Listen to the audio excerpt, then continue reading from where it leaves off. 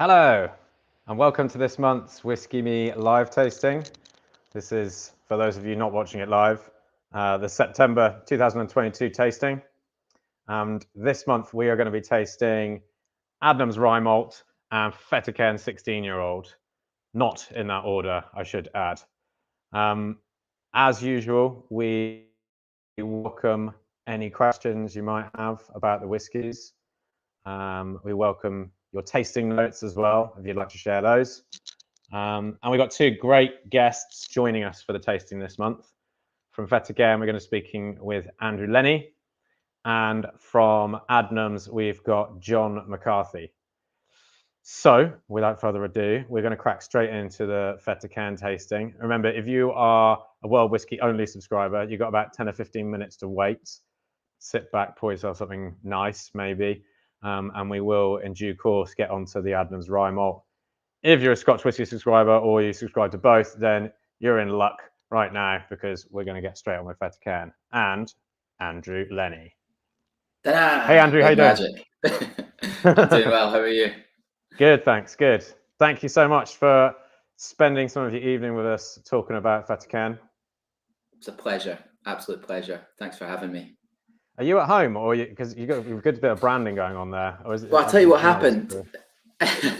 I recently moved house and we have no Wi-Fi. So luckily, my friends have lent me their cafe to come and take part tonight. So big thanks to Hatta in Edinburgh. If you're in town, come and grab a coffee here. It's a great place to be. I thought it had a certain kind of commercial vibe to it, but maybe just that your house has got a little bit of industrial chic going on. But I should have pretended, shouldn't I? I should have made it up. Good stuff. Cool. Well, this isn't the first time we've done Fettercairn. We featured the 12-year-old. I'm not sure exactly when it was. I think it was summer last year. And this month we're on the 16-year-old, which is also. I'm going to give a bit of a spoiler ahead already. I've got to say, and I really do mean this. We're almost 5 years into Whiskey Me now, which means that Scotch single malt we've sent about 60 drams out. I think this might be my favourite whiskey that we have ever sent out on Whiskey Me, or at least in single malt Scotch. I think it's an absolute cracker.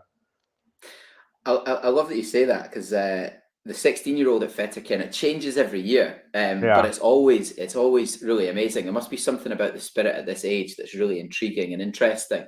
And even in that 5 years, Tristan, that you've been doing Whiskey Me, a lot's changed at Fettercairn. We've put out some more whiskies. I think people are becoming a little bit more familiar with the distillery and what we do as well, which is amazing because if you sent out a Fettercairn 5 years ago, it would have been a little bit different, I think, to how it's perceived now, which is really great. Yeah, sure. I know when we visited the distillery a few years back, it had a bit of a refurbishment. The visitor centre was all kind of spruced up and everything, and obviously the bottles are looking epic as well, like really kind of sturdy, quite heavy, beautiful bottles there. So it's great. I mean, we're seeing this all over Scotland, aren't we? But it's great to see distilleries that I guess maybe haven't shared any of the limelight or have been mostly just contributing to blends start to sort of get a little bit of love and the respect that they probably deserve.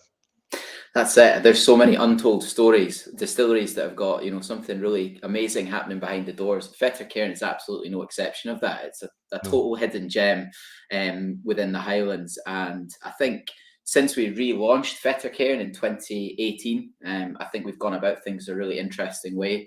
And even before I joined Whyte Mackay and started working on Fettercairn, the more I read about Fettercairn, the more I heard about it, the more I met the people involved. Every little touch point was just amazing, and delighted to share it with the viewers tonight. Yeah, sure. Well, let's tell a little bit of the story of Fettercairn then. Maybe a sort of 4 or 5 minute potted history of the distillery and what it's all about, if you can. I will do, absolutely. So, where to start? Fettercairn's an old distillery, founded in 1824. But as I just mentioned, our ethos of whiskey making is very forward thinking. It's doing some really cool experimental bits and pieces between our distillery manager, Stuart Walker, and our whiskey maker, Greg Glass. They have a really, really creative relationship, and the way they put together whiskies is phenomenal. But yeah, everything we've released in the last few years, we've got things from sort of small batch releases like our Warehouse 2 series. There's some older and rarer bits and pieces from our 28-year-old all the way up to a 50-year-old whiskey distilled back in 1966. But I think everything that kind of weaves the whole collection together is this wonderful house style, sort of tropical fruit, soft spice. That's what we would really characterize our spirit as, our whiskey as. And of course, at different ages and with different casks, we can sort of take that on different journeys. And the 16-year-old that we're going to try tonight is a richer, more indulgent iteration of Fettercairn. And I think for anyone joining us this evening who's familiar with our 12-year-old or our 22, even our 28-year-old, those are whiskies that I would say are very much characteristic of the house style. And with 16-year-old, we kind of take that on a richer journey, and we do that by using some of the biggest, boldest, most amazing sort of fortified wine casks from around Europe. Around Europe. And I mentioned as well that 16-year-old, it's an annual release. So this is the second release, and every year the whiskey completely changes. The only thing that's the same is that it's 16 years old. But as I say, each time we make 16-year-old from Fettercairn, we're using these wonderful fortified wine casks from around Europe. And for this release, we're looking at sherry casks from Jerez, in particular, Oloroso sherry casks, and also some Palo Cortado butts. So these really old and rare Palo Cortados from Jerez in the south of Spain. You touched on it earlier as well, the visitor centre at Fettercairn. We've actually just reopened that again. So one thing I would say to anyone watching is come and visit us if you're in the area. We're situated sort of up in the northeast Highlands of Scotland, just below the Cairngorm mountain range. So that's really where the distillery takes its name, Fettercairn, meaning the foot of the mountain. A really beautiful part of the world, actually. Probably historically home to thousands of illicit distillers, but today there's really only a handful in that area. I think Glencadam are kind of our neighbours. Then you have Royal Lochnagar, Glengarry, maybe. Just to clarify, they're not illicit distillers. They're no, distillers. Yeah. absolutely. But there would have been thousands of distillers in that area back in the 1700s, early 1800s, and Fettercairn was one of the first distilleries to get its legal license in that time. Just after the Excise Act 1823, Fettercairn was founded, and really that's where the unicorn comes from. The original founder, Sir Alexander Ramsay, his family's coat of arms contained a unicorn, and now it's becoming, it's how we identify the Fettercairn bottles and the distillery itself, which is absolutely wonderful. Before we taste the whiskey, one more thing I would say is that the distillation process at Fettercairn's really unique. When you walk into the still house, the first thing you'll notice are these beautiful copper stills, and we actually drench them with cold water from the outside. So we flood the stills with cold water. It comes in from the mountains, drenches the stills, basically cooling them down, and that's what's helping create this wonderful tropical fruit sort of house style. It's also represented on the bottles here. These rings that you see around the top of the bottle and the lines flooding down is to mimic our spirit stills, which are entirely unique at Fettercairn, which is really cool. Yeah, those stills are really worth visiting just for them, actually, because it's some of our members will have visited distilleries and others not, but virtually everyone will be familiar with what a copper still looks like. It's typically kind of lantern or onion shaped. And very, very hot to touch, and difficult to sort of see what's going on inside. Whereas the still at Fettercairn, I guess, is a little bit more of a kind of visual experience, because it's literally a waterfall coming down off the top of it, and of course, because it's hot, a huge amount of steam coming off the surface of it, and there's no other distillery in Scotland like that. It's really weird design. Yeah, and it's quite interesting when we look back into the 1950s when this sort of system was invented, if you like, at Fettercairn. The distillery manager was called Alistair Menzies, and there's lots of articles about sort of experimental things he was doing, trying to mature whiskey overnight under sort of vacuum conditions. So he was a very experimental guy, and I think by introducing cooling rings around the stills that already existed, he managed to change the character of the spirit for with a positive effect. But if it didn't work, he could have just taken them off, and that would have been it. He wouldn't have rebuilt the still house or cost lots of money. So it was really interesting that that's the way he looked at changing the character of the spirit way back in the 50s. And it's still the original cooling rings we use. And the water just comes in naturally off the hills, down the stills, collected and sent back outside. So it just constantly comes through the distillery. Pretty cool. Pretty cool. Yeah. Literally pretty cool. So this 16, like you said, is the 2021 release. So when is the 2022 out already, or is it still yet to come? Yeah, so literally just landed in the last few weeks, and yeah, so really lucky for those of you out there to try this iteration. As I say, it always changes year on year, so these are limited edition releases. But the thing that kind of weaves them together, this thread of commonality, is the fortified wine casks that really bring this richer, more indulgent side of Fettercairn. Take all those tropical fruits, cover them in honey, cook them down with spices. It all becomes that a little bit more rich and indulgent, which is really tasty. Nice. So what's the casks that are being used for the 22 release then? So for the release that's literally just come out, we used Pedro Jimenez casks from a sort of family-run bodega in the south of Spain. So much sweeter and stickier sherries on the newest release. But the one we have today, the real star of the show here are these really old and rare Palo Cortado sherry butts. I don't know if we've got any sherry fans amongst us tonight. I'd imagine probably a few. Yeah, of course. And Palo Cortado is a wonderful sherry. It really is the mystery of the sherry world. It's bone dry. It's very nutty. But the casks that we've used to finish this whiskey, the sherries themselves were 40, 50 years old. So by the time we get them over in Scotland, once they've been used in Spain, they've already had this incredible life journey. And hopefully, put your nose in the glass. I think that's the thing that jumps out quite quickly, is the sherry influence. And it's really sitting on top of that lovely layer of tropical fruit, that sort of ripe guava, dried mango, kind of a little bit of pineapple in there as well. But right over the top of that, you've got that layer of sort of the antique quality that these old, bodega sherry casks really bring. That wonderful sort of varnishy, leathery, sometimes coffee, chocolate note.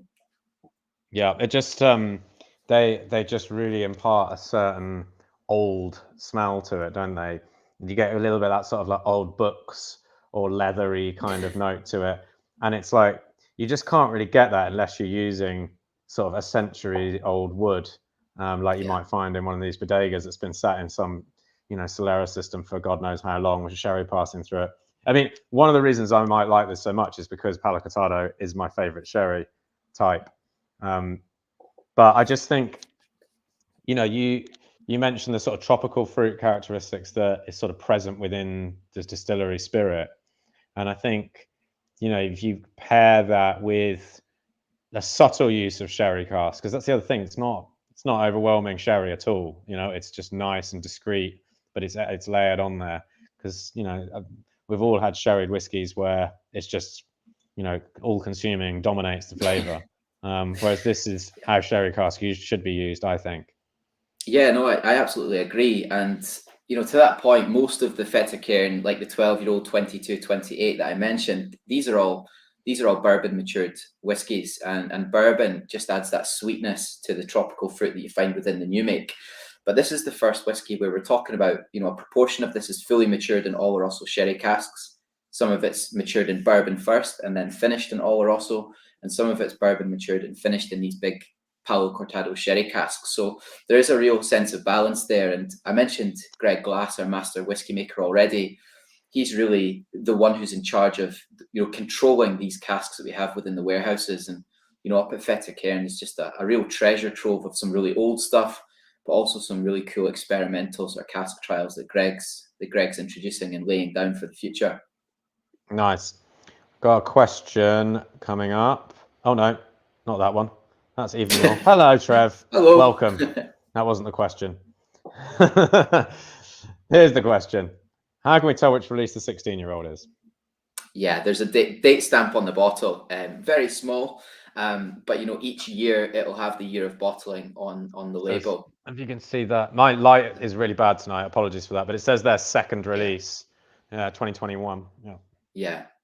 So yeah, each release will be different, and that's quite nice. I think that's something that again tells part of the story of the rarity of some of our casks. We've not been able to commit to a sort of a core release at that age, at this point, but it allows us to kind of play around and just release different iterations of Fettercairn. And, you know, people might stumble upon these in shops a few years down the line. You know, there might be a few bottles kicking around, and that's when you go hunting in some of the nice specialist whiskey shops to find a bottle.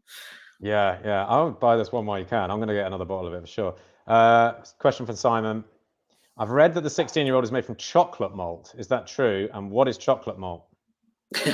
Simon's correct, but that was the first release. The first 16-year-old that we released in 2020 was a distillate made from chocolate malted barley. And chocolate malt, as opposed to normal malted barley, is basically when you roast the barley almost like a coffee bean.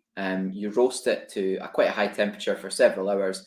You caramelize the sugars within the barley, and it turns it dark, just like a coffee bean. And because of the name, you know, that's the kind of flavor that we typically get from that type of malt. Same kind of barley, or that would be used in something like a porter or a stout in the beer world. Not often used in whiskey, because when you caramelize sugars, you sacrifice the amount of spirit you can actually produce, but you do get a really rich, chocolatey, coffee, kind of nutty spirit. The accountants don't like it very much, do they? Maybe not. Right, cool. I've only been smelling, and it smells so good. I could happily just sit here and smell it all night. But we're going to taste in a sec. But we're going to bring in John from Adnams, because he's got some as well, and I'm interested to hear what his thoughts are as well. So, hello, John. Good evening. How you doing? Very well, thank you. It's very good. Yeah. Have you been tasting it? I have, yeah. I've started early. Yeah. Well, I already had a glass before we even started the video, so cheers. I was drinking something else before we started as well, yeah. I've getting loads of mango. Like that dried mango you get from a supermarket. This dried, so it's really intense flavour. That's exactly what I get. And I think it is that combination of the tropical fruit in the distillery character, and then you get that the sherry characteristic, all the dried sort of fruit and spice. Raisiny, yeah. Put the two together, and it's exactly that, yeah. I'm glad you said that dried mango note, John, because if anyone here's been to one of my tastings, I always bring dried mango as a little snack before. Oh, really? Yeah. Yeah. And just to prime them. Yeah, that's it. And something that I found really interesting is we've got a really old mash tun. It's like a tumble rake mash tun, so it actually allows us to retain a little bit of the kind of barley character throughout each step of the process. And I think once you take that right the way through, you've got this kind of malty, mango-y note in the barley. And then we strip a little bit of that out through distillation, through the copper cooling rings, and that kind of where the freshness comes from, but also the malty kind of mango note is allowed to kind of live there as well. So yeah, glad you picked that out. Really interesting, yeah. 16 years though, a dream world for me. One day. Yeah, you got a little while to go, haven't you? Not that long. What's the oldest whiskey you've got there, John? We've done some single cask stuff that's 10-year-old. Actually, what you've got coming up is not actually 5-year-olds, but we'll talk about that when it's my turn. Yeah, okay. Well, 10-year-old isn't bad for a an upstart English distillery, right?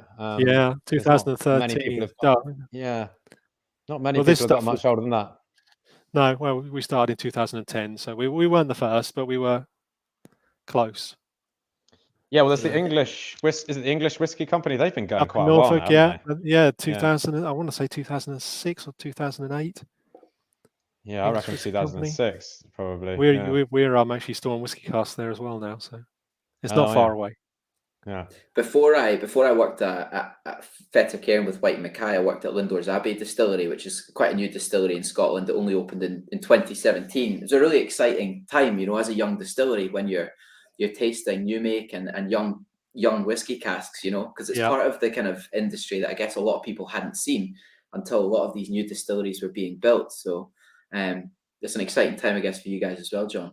It is, and because hopefully we're making more whiskey than we're selling, it is naturally aging. So every time we do a release, and the problem with having printed bottles, like you see behind me, that side, you print on the bottle aged 5 years, but when you're bottling stuff, that's now 7.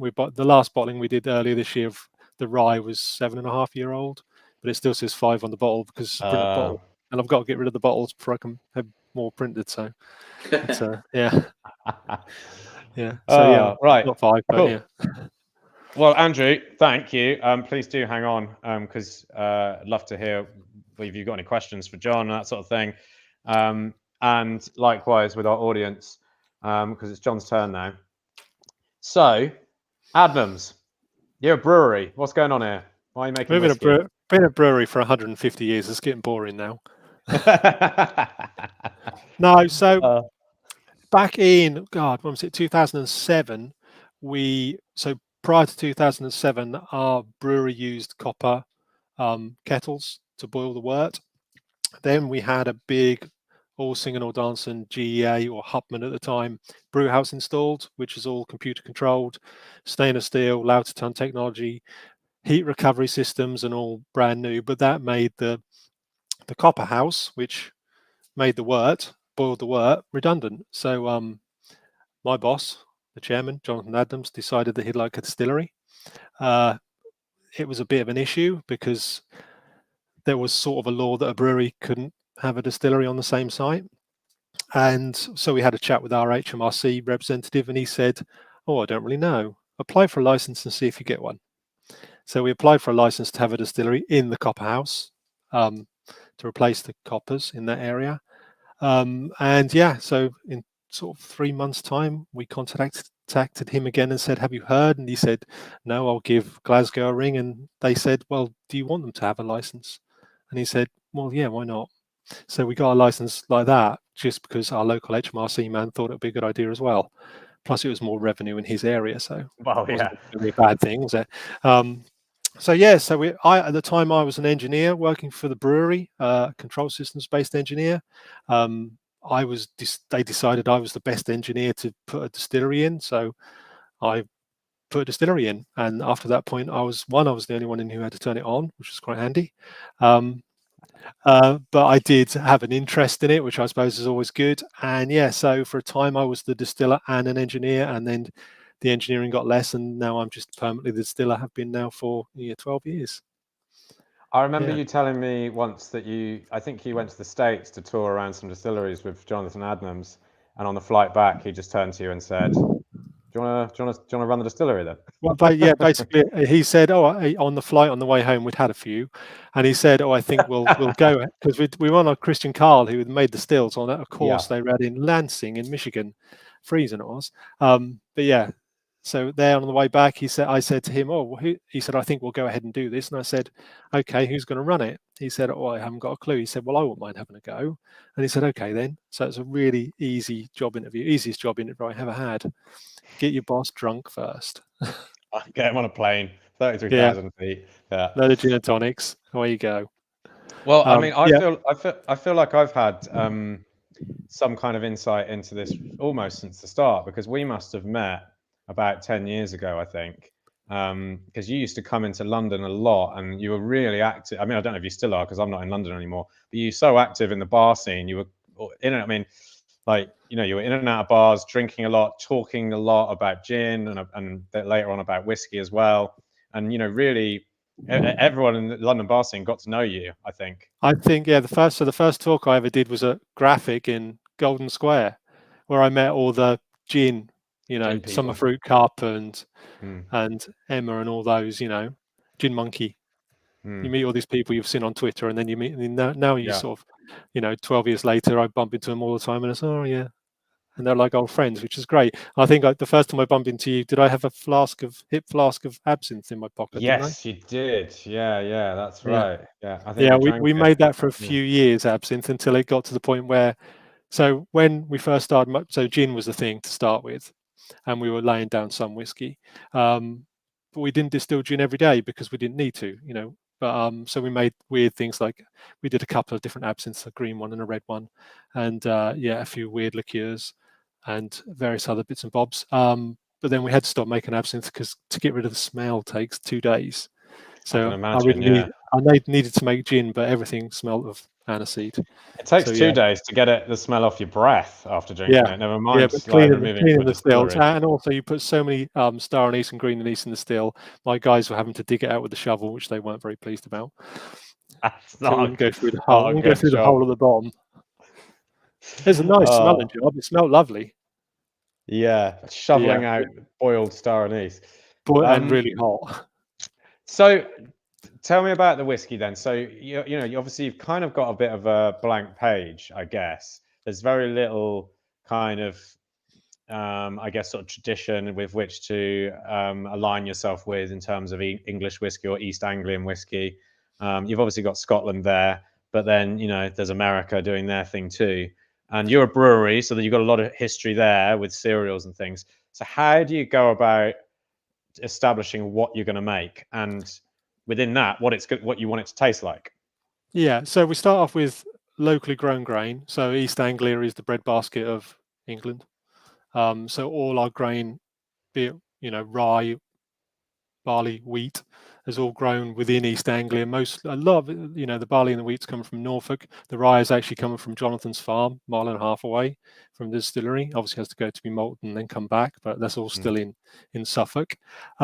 Stills wise, we're slightly different. So we're using a beer strip and column as our first distillation, and then a pot still for our second distillation, which obviously is not really allowed in Scotland, but not for a single malt anyway. But that's what we do. It's a space-saving device, really, a beer strip and column, and it does actually retain all of the volatiles. All the volatiles get stripped out, nothing that gets left behind.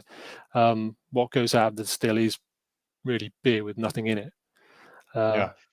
So it's like we've obviously featured a few bourbons before for our World Whiskey subscribers, and I mean, although bourbon's made in all various different ways now, including double distillation and pot, like Scotch single malt whiskey, more traditionally, or not necessarily traditionally, but the bigger, more established Kentucky bourbon producers, I should say, they make their whiskies in more or less that way, right? They use a beer it's a beer stripper, so it's quite efficient. It's rather large. You've seen it, and a bit noisy. But so the bottom 3/4 section is a stripping section, and then the top copper section is the rectifying section. Yeah. So we're putting wash in there at 7.5% ABV, and we're getting 80%, 79% alcohol out. But the mixture of alcohols all coming out together, so they then need to be separated in the pot still. For our second distillation.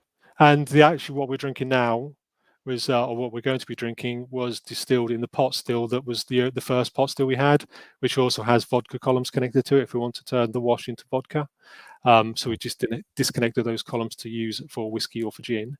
After 2016, we've actually expanded to have another gin still and a separate whiskey still. So our second distillations are now done on an alembic headed still. Although this whiskey was back in 2013 was distilled on the one that was originally there. Yeah. Okay. Got it. So what I was getting at, and I think you probably agree, is that it's distilled more like an American whiskey distillery would distill a whiskey than say a Scotch distillery. And we're also using new oak as well. So we're using new French oak.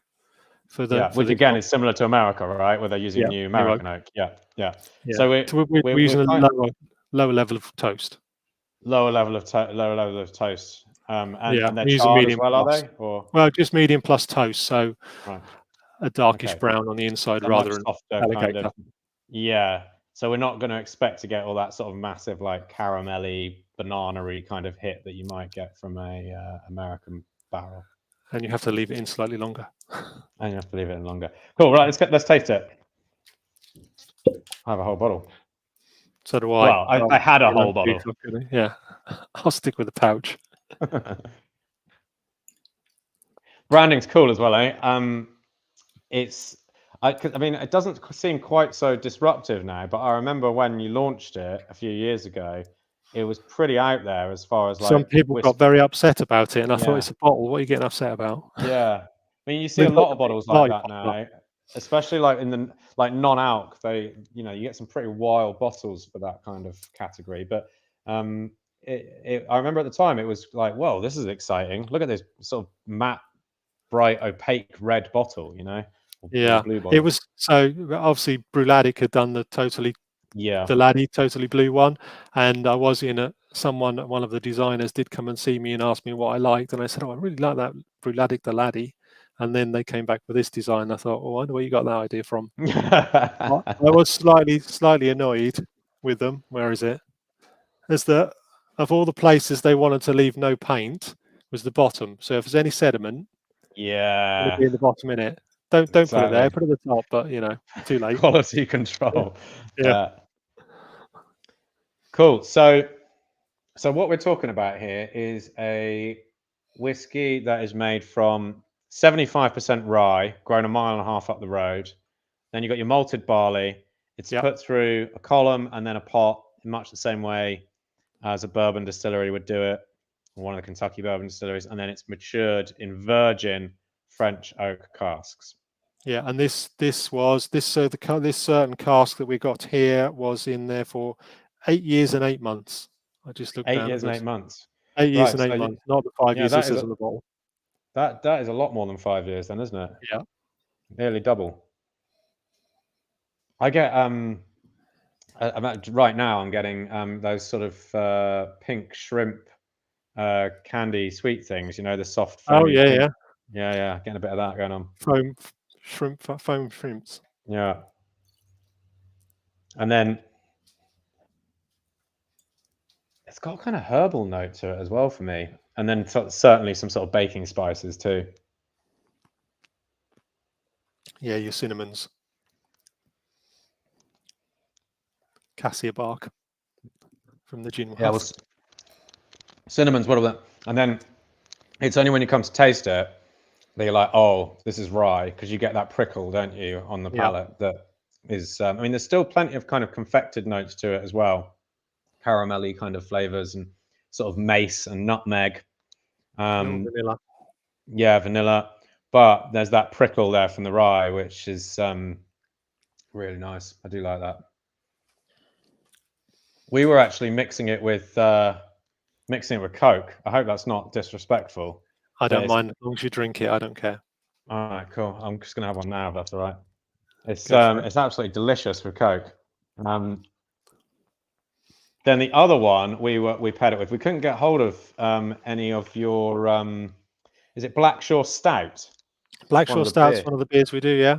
Yeah. So because we were drinking it with Guinness Original, and it worked really, really well with that, like the sort of chocolate malt. Oh, here we go. We're linking it back to Fettercairn. Yeah, bit of black malt, chocolate malt. Chocolate malt. Low hop and level. then with that spice and that sort of slight kind of coffee note and all the baking spice and the rye, the two of them went really together. But it is delicious. Blackshore malt slightly. There's a sweeter type of stout rather than a drier. We do a drier one as well. But John, when mine arrives in the post, what's your favourite way to enjoy the whiskey? I just put a little bit of water in it. Yeah. And just drink on its own. I love an old fashioned, but this one I tend to stick as it is. And you can keep everything around you, can't you? The bottle, the glass, a little bit of water. You don't need to move. Simple. That's it. Perfect whiskey moment. You're good. As long as the bottle doesn't run out, which is of course a risk. It's very rare in my house, though. Oh yeah. Yeah. Well, yeah.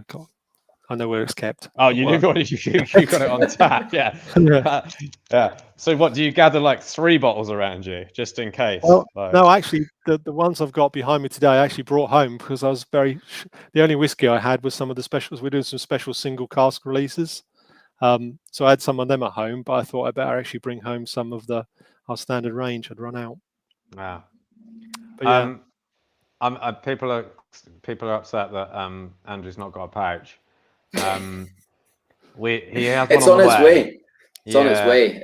I ordered it like 5 days ago. We'll blame it on that funeral that took place. I'm sure that must have sort of Royal Mail. Yeah.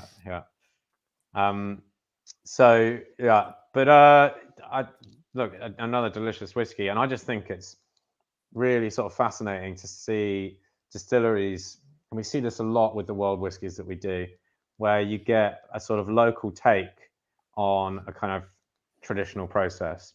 So in this case, very much leaning on the American whiskey production side of things, but then with this, rye grown in East Anglia and all that sort of brewing expertise, and then you combine those two together. It's like fusion food, good fusion food, because obviously a lot of fusion food's just shit.